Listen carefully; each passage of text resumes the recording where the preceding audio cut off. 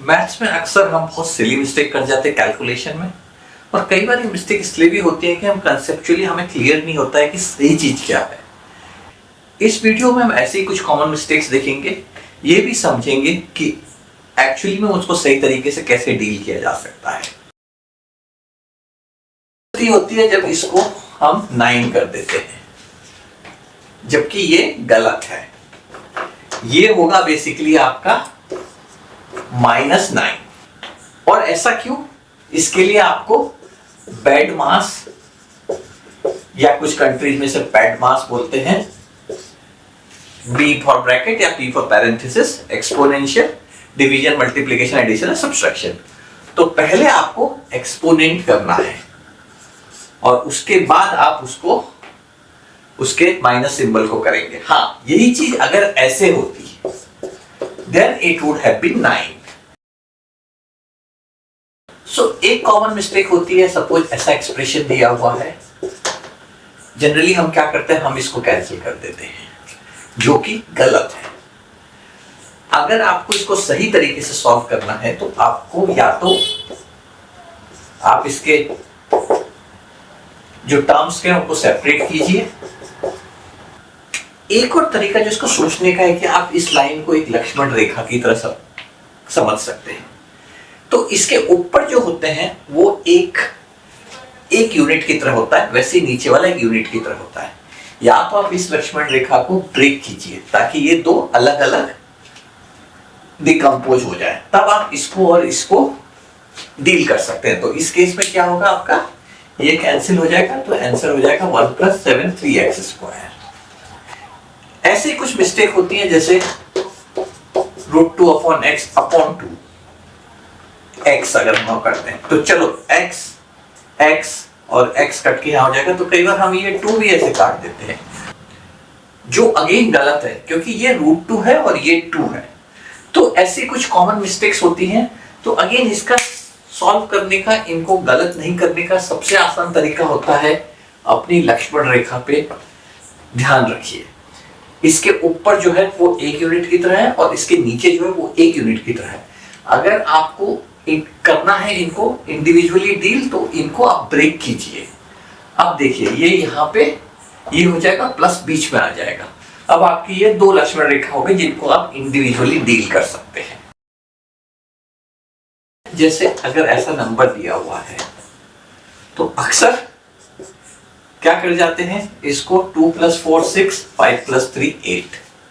Again ये जो है ये गलत है। एंड अगेन यहां पे क्या है, आपकी जो ये लक्ष्मण रेखा है ये अलग अलग है। तो या तो इस लक्ष्मण रेखा को एक कॉमन कीजिए, उसके लिए हमें क्या करना पड़ेगा, हमें डिनोमिनेटर को सेम करना पड़ेगा, और तब हम इसको, तो ये 5 हो गया तो 10 एंड 12, तो ये 22/15 हो जाएगा। तो that is the right way. आप ऐसा नहीं कर सकते, न्यूमरेटर ऐड कर दिए, डिनोमिनेटर ऐड कर दिए। इसको हम एक और तरीके से समझते हैं, थोड़ा इंट्यूटिवली। सपोज आपको करना है ½ + 1/4। अगर आप इस तरीके से जाएंगे तो ये कितना हो जाएगा आपके हिसाब से, 2/6 यानी कि 1/3। क्या ये सही है? इसको हम एक पिज्जा से समझते हैं। लेट्स से आपके पास एक पिज्जा है, तो हाफ कितना हुआ, ये हिस्सा, और 1/4 इसमें और करेंगे तो ये कितना हो जाएगा, ये हिस्सा। तो अगर आप देखोगे तो ये कितना होगा, इनका सम होना चाहिए 3/4, लेकिन मैं अगर इससे जाऊं तो ये होता 1/3। जबकि सही तरीका क्या होगा, आप डिनोमिनेटर सेम कीजिए, 2 + 1 यानी कि 3/4। तो ये जो है अब इससे मैच करेगा। तो इसका ध्यान रखिए। सबसे इंपॉर्टेंट चीज इसमें होता है कि लक्ष्मण रेखा को एक कीजिए, अलग अलग लक्ष्मण रेखा जो बनी हुई है उसको सिंगल लक्ष्मण रेखा बनाइए, और डिनोमिनेटर को कम सेम कीजिए। और डिनोमिनेटर को सेम करने के लिए आपको ऐसे मल्टीपल से मल्टीप्लाई करना पड़ेगा, जिससे कि आपके सारे डिनोमिनेटर सेम हो जाए।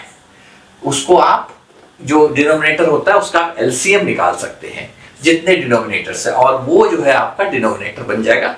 फिर आपकी एक लक्ष्मण रेखा बन जाती है। 2 3x = 18, और इसको हम कर देते हैं 6x 18, जो कि गलत है।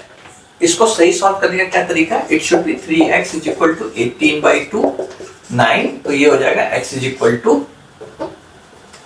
तो ये हो जाएगा x इज इक्वल टू 2, क्योंकि 9 जो हो जाएगा 3 square and x is equal to 2 हो जाएगा।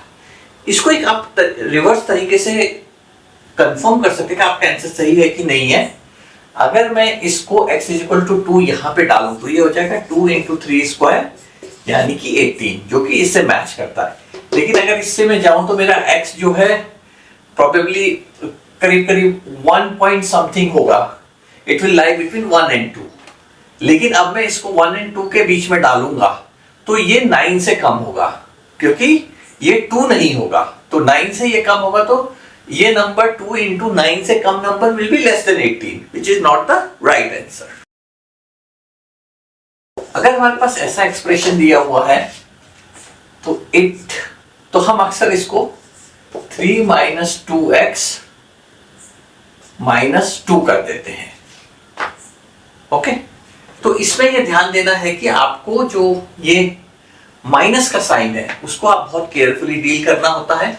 एक तरीका ये होता है कि आप इसको करो, जो माइनस है उसको एक नंबर बनाओ एंड देन यू से x माइनस 1, इसको इससे मल्टीप्लाई करो तो ये हो जाएगा 3 माइनस 2x प्लस 2। तो ये गलत है और ये आपका सही है। इसी में कुछ और गलतियां कर जाते हैं। जब a plus B C plus D होता है तो अक्सर हम कर जाते हैं a plus B C plus B D, which is wrong. You have to distribute it, a c plus d plus b c plus d। तो डिस्ट्रीब्यूशन का ध्यान रखो, ब्रैकेट्स का ध्यान रखो। बट अगर हाँ ये ऐसा होता तो ये हो जाता a plus B C plus B D, तो ये गलत है लेकिन ये दोनों आपके सही है। अगर आपको ऐसे फंक्शन दिए हुए हैं या sine of a plus B, तो इसको आप ऐसा नहीं कर सकते हो log a plus log b sine a plus sine b। This is wrong. इनके अपने तरीके होते हैं। आप a प्लस बी को ऐसे डिस्ट्रीब्यूट करके ये नहीं बना सकते हो। आपका हाँ log a इंटू बी है तो आप उसको कर सकते हो log a plus log b, but आप इस तरीके से डिस्ट्रीब्यूट नहीं कर सकते हो। इसका बोलने का ये मतलब है कि आप ब्लाइंडली a प्लस बी को F A plus F of B नहीं कर सकते हो। कुछ फंक्शन होते हैं जो इसको फॉलो करेंगे, but generally you have to be careful. जैसे अगर मेरा फंक्शन है f of x is equal to K X, तो इस केस में ये बराबर काम करेगा, क्योंकि अब मेरा हो जाएगा a plus B is equal to K times a plus B, which is K A plus K B, और मेरा F A plus F B हो जाएगा k times a plus k times b। But ये बहुत ही specific conditions में होगा। Generally don't blindly do this, understand which functions are you dealing with. अगर आपको ये दिया हुआ है और इधर मैं ब्रैकेट भी कर दूं तो इसका मतलब ये नहीं होता है कि 5 into 2 5 into 3। This is wrong. आप जैसे एडिशन को डिस्ट्रीब्यूट करते हो वैसे ही मल्टीप्लीकेशन को डिस्ट्रीब्यूट नहीं करते हो। इसका मतलब होता है 5 इंटू 2 बाई 3। और इसी के जो रिलेटेड आते हैं उसमें ये थोड़ा इंटरेस्टिंग होता है। अगर मैं बोलूं 8 बाई 9 बाई 4, और दूसरा मैं नंबर लूं 8 इन 9 बाई 4, तो दोनों केस में आपको अपनी लक्ष्मण रेखा का ध्यान रखना है। यहाँ पे ये लक्ष्मण रेखा है और यहाँ पे ये लक्ष्मण रेखा है, तो इसका मतलब ये क्या होगा, ये हो जाएगा 18 बाई 9 इंटू 4, लेकिन इस केस में हो जाएगा 18 इंटू 4 बाई 9। तो आपको ये ध्यान रखना है और उस हिसाब से आपको नंबर्स एडजस्ट करने हैं। ये एक बहुत कॉमन मिस्टेक होती है 3, हम इसको कर देते हैं x 2 इंटू 3 यानी x6, which is wrong. Okay, यहां पे क्या होता है, अगर आपका ये दिया हुआ है तो you have to do x2 plus 3 is equal to x5। Okay, जैसे अगर हम 2 की सीरीज लें, 2 4 8 16 32 64। तो ये हो जाता है आपका 2 1 2 2 2 3 2 4 2 5 2 6। अब अगर मैं 2 स्क्वायर इंटू 2 4 करूं तो ये मेरा कितना होगा? सही अगर हम करें तो ये होना चाहिए 2 6 विच इज 64। इसको मैं ऐसे भी कंफर्म कर सकता हूं, ये हो जाएगा 4 इंटू 16 विच इज 64। तो अगर आप इसको ये करते 2 टाइम्स 2 इंटू 4 यानी कि 2 8, तो ये हो जाता है आपका 256। So which is not the right one. So be careful, exponent को आप कैसे डील करोगे। अगर एक्सपोनेंट ऐसे दिए हुए तो आप एडिशन करते हो, मल्टीप्लीकेशन नहीं। अगर x square is equal to 4 है तो x की क्या वैल्यू होगी?